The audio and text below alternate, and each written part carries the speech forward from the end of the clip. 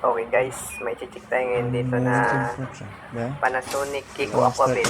Ang problema niya nito guys, itong isa, natin wala. Start pause problem. Ito okay.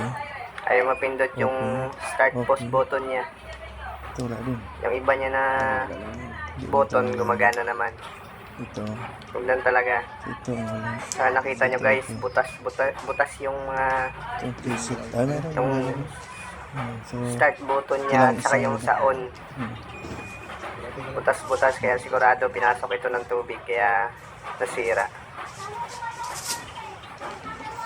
Kaya gagawin natin guys, tanggalin natin yung pinaka board niya.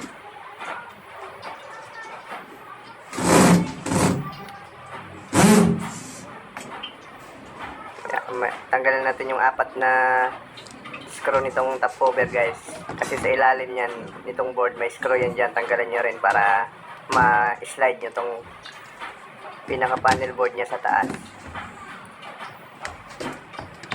Yan, slide, tanggal na natin. Tapos tanggalin natin yung apat na screw niya.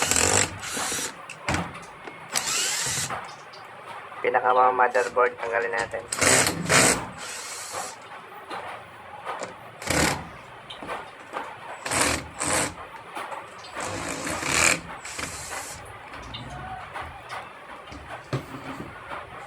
Tapos may mga clip lang yan sa gilid guys. Sungkitin nyo lang para maangat nyo. Yan, naangat na. Yan yan guys. Pinasok na ng tubig. Nabasa nga ito kaya nasira yung start pause button niya. Yung up switch niya. Corrosion na, grabe. Kinoroded na. Tapos tanggalin nyo rin ito yung dito ba? apat na screw ng display board niya para Sa on ma-access niya yung tap switch niya. Yung tinisting natin sa wala siya. tinisting natin yung on niya, okay yung continuity. Yung sa preset, Doon sa isa lang wala. start pause, wala talaga siyang continuity guys. Tapos chinik pa natin yung iba para sigurado. Yun guys, pinras natin yan para matanggal yung mga corrosion niya,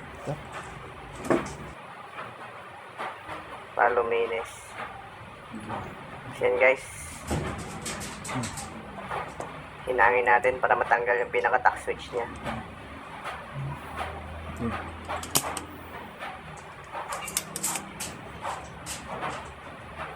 Tanggalin na natin yung tack switch niya, defective guys.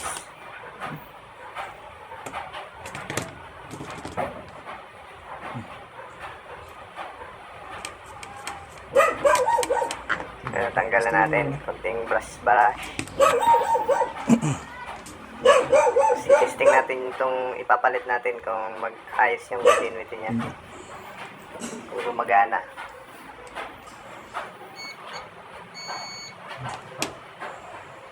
Yan, goods guys, gumagana. Ikabit na natin, isolda nyo lang ulit doon.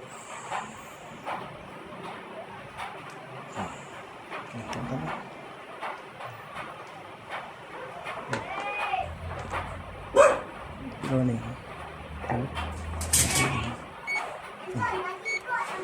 Tapos chinek natin yung mga kung okay na. Yan guys, sinisting natin. Okay na guys, gumana na yung start pause button niya. Yan, umikot na yung drum niya, nagbabalance. Yan, testing natin. Nilagyan na rin pala namin ng tape yan guys para hindi na mapasukan ng tubig yung mga butas. Yan, nagkarga na ng tubig. Goods na ito guys. Maraming salamat sa panonood. Subscribe niyo yung YouTube channel ko para sa iba pang mga video natin. Thank you.